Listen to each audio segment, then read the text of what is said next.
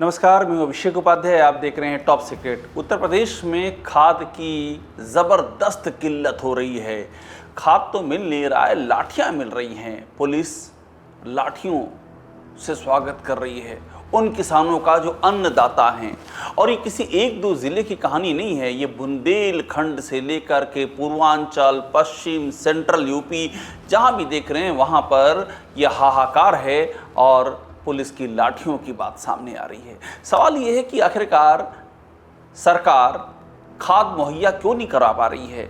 सवाल ये है कि नौकरी से लेकर के खाद तक आखिरकार इस सरकार के तंत्र में वो कमी क्या है कि लोगों को उनका बेसिक जो उनका मूलभूत अधिकार है खाद मिलना, वो भी नसीब नहीं हो पा रहा है। इसकी पीछे की कहानी समझेंगे। यूपी में खाद की उपलब्धता ना होना और किस समय नहीं हो रही, आप टाइम देखिए। ये टाइम तब है जब धान की फसल बढ़ रही है, धान का पौधा बढ़ रहा है और ऐसे में खाद की ड्रेसिंग की ज़रूरत है। यूरिया चाहिए धान के पौधे को बढ़ने के लिए। धान के पौधे में आप जानते हैं कि 2-3 बार यूरिया की ज़रूरत पड़ती है ताकि वो पुष्ट हो, बढ़े। और धान और गेहूं 70% भारत की जो अन्य आवश्यकताएं हैं उसका धान और गेहूं से पूर्ति होती है। तो उसके लिए धान को यूरिया चाहिए, मगर यूरिया का हाहाकार मचा हुआ है।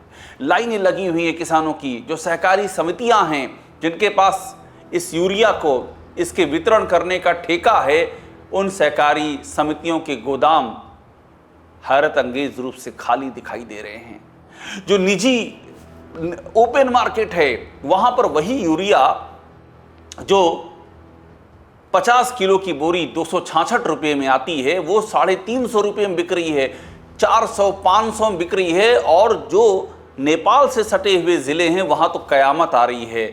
मैं बात कर रहा हूँ पीलीभीत की, बात कर रहा हूँ लखीमपुर खीरी की, बात कर रहा हूँ बलरामपुर की, बात कर रहा हूँ सिद्धार्थनगर की, गोरखपुर की, महाराजगंज की।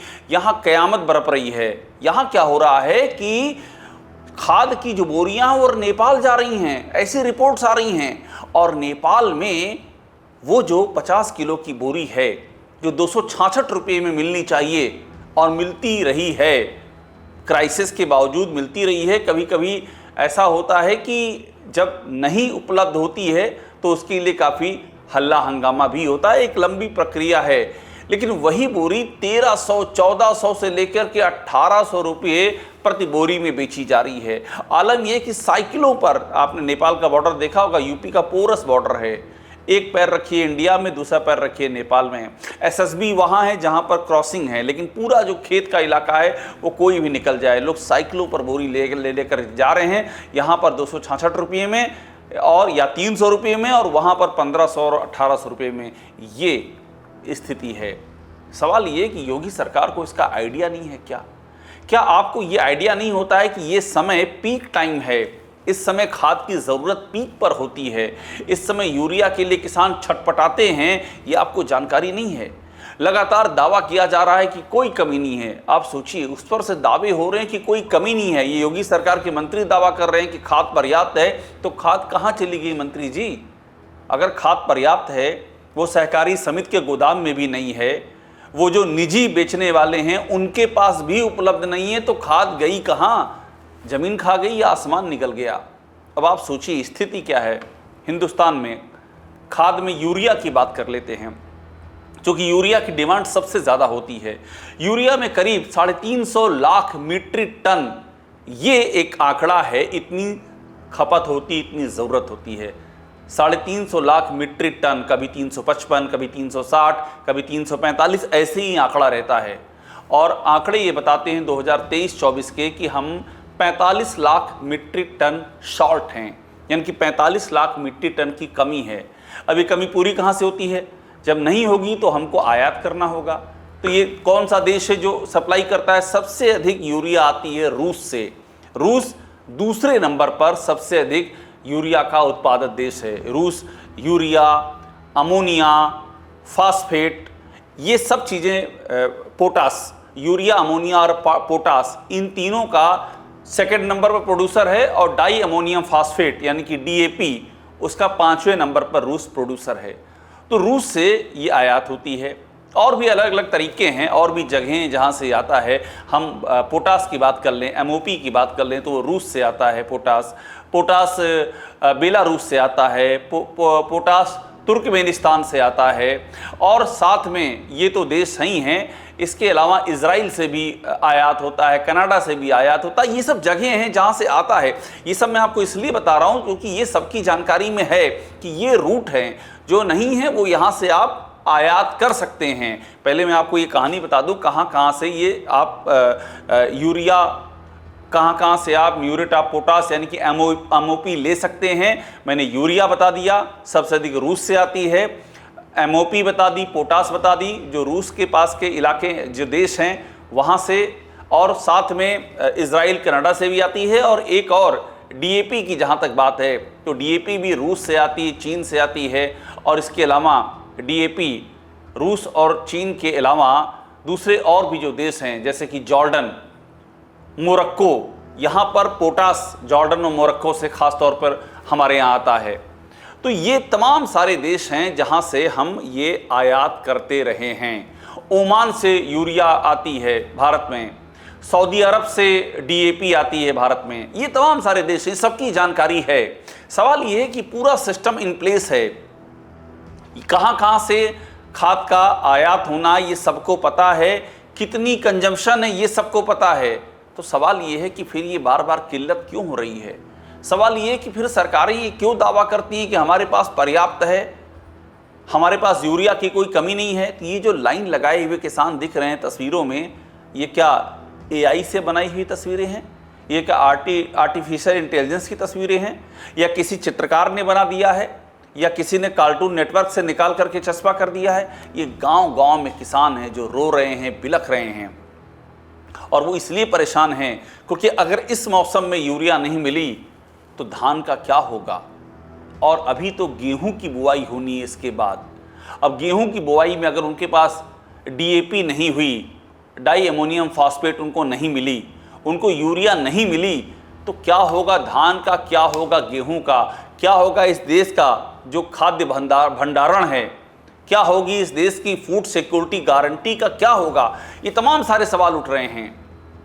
और अब मुद्दा वहीं पर आ रहा है कि आखिरकार यूपी में सरकार इसे एंटीसिपेट क्यों नहीं कर पा रही है, क्यों नहीं सरकार इस, जो कि ये समस्या योगी सरकार के कार्यकाल में एक बार नहीं कई बार आ चुकी है, पहले भी आई है। ऐसा नहीं है कि सिर्फ योगी सरकार के कार्यकाल में ही आ रही है, इसके पहले भी आई है।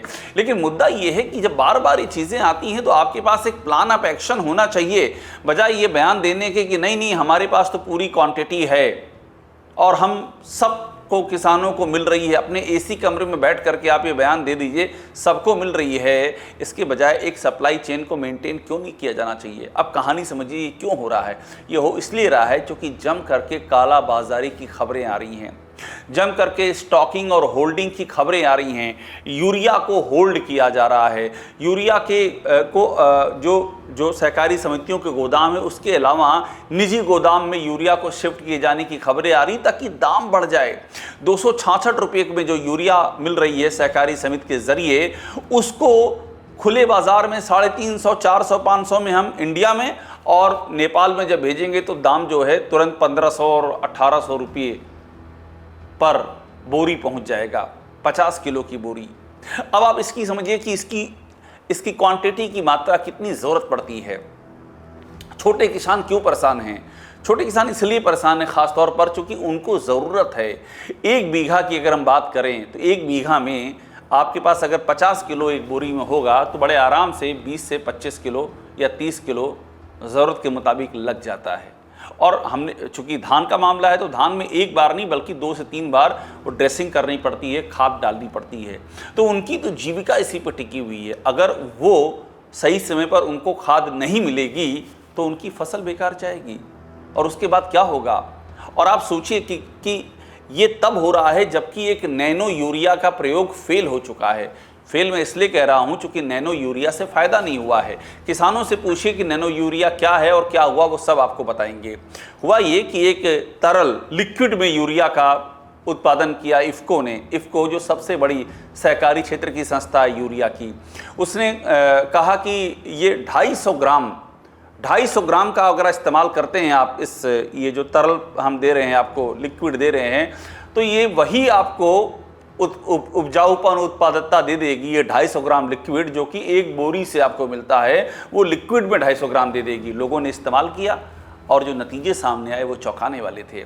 पता चला कि प्रोडक्शन गेहूं का भी गिरने लगा और प्रोडक्शन धान का भी गिरने लगा। और ये तब हो रहा है जबकि भारत एक मेजर कृषि उत्पादक देश है और 70% तो गेहूं और धान का ही प्रोडक्शन होता है, और ऐसे में प्रोडक्शन गिरना शुरू हो गया। तो फिर ये हुआ कि नहीं, हमें यूरिया पर ही लौटना होगा, जो हम ट्रेडिशनल इस्तेमाल करते हैं यूरिया की बोरियों का, जो DAP का इस्तेमाल करते हैं, जो MOP का इस्तेमाल करते हैं, जो फास्फोरिक एसिड का इस्तेमाल करते हैं, उसी पर लौटना पड़ेगा। और वहाँ भी अब आ गया ये संकट। तो ये पूरी की पूरी कालाबाजारी का रैकेट है जो जानकारी मिल रही है, और प्रशासन हर बार ये संकट आ रहा है, इसके बाद भी क्यों नहीं जाग रहा, ये भी बड़ी सवाल है।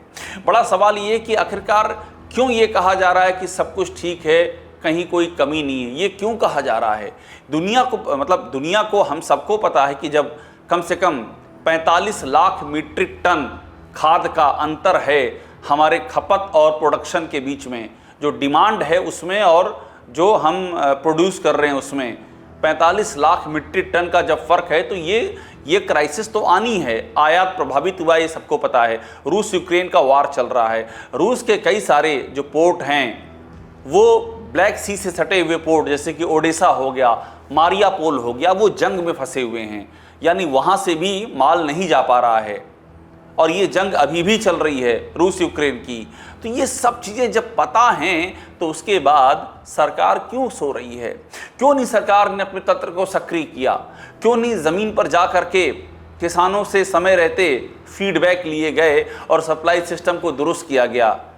क्या सरकार की प्रायोरिटी में किसानों के लिए समय पर खाद मुहैया करना नहीं है? क्या दिन भर हिंदू और मुसलमान के नैरेटिव पर बुलेट ट्रेन दौड़ाती हुई सरकार को ध्यान भी नहीं होता है कि किसानों पर क्या बीत रही है? 69,000 शिक्षक भर्ती के विद्यार्थी अभी भी एक अदद आरक्षण के लिए तरस रहे हैं, जो उनका हक है। OBC छात्र, उनको उनका हक नहीं मिला, वो भी जब प्रदर्शन करते हैं वहाँ भी लाठी, और अब जब ये किसान प्रदर्शन कर रहे हैं यहाँ भी लाठी। क्या लाठियों से अन्नदाता की आवाज़ दबाई जाएगी? क्या अपनी नाकामी का ठीकरा किसानों पर फोड़ा जाएगा? और जो तीसरा आदमी है, यानी कि जो बिचौलिया नेटवर्क है, ये जो ब्लैक मार्केटिंग करने वाले हैं, इनकी पहचान क्यों नहीं होगी? वो जो नेपाल में जाकर के खाद कई गुना कीमतों पर बेची जा रही है, उसे कौन पकड़ेगा? यही सारे यक्ष प्रश्न हैं, और ये बताता है कि सरकार कितनी बुरी तरह फेल हुई है। और अगर अभी भी सरकार नहीं जागी तो मैं फिर वही कह रहा हूँ, ये धान का सीज़न चल रहा है, जहाँ पर अभी ड्रेसिंग करनी है खाद की, अभी रबी की फसल का वक्त आने वाला है, अभी गेहूं की बुवाई का वक्त आने वाला। आप सोचिए तब क्या बीतेगा, और इसका जो फूड सिक्योरिटी का जो सबसे बड़ा पहलू है उस पर क्या असर पड़ेगा? ये वाकई विचार करने वाला है, और सरकार को भी अपनी प्राथमिकताएं ठीक करनी होगी। ज़मीन पर सिस्टम को सही करना पड़ेगा, क्योंकि आप किसानों को परेशान करके ना आप चुनाव जीत सकते हैं और ना ही उनका भरोसा जीत सकते हैं। टॉप सीक्रेट को देखते रहिए, लाइक कीजिए, इसे सब्सक्राइब ज़रूर कीजिएगा।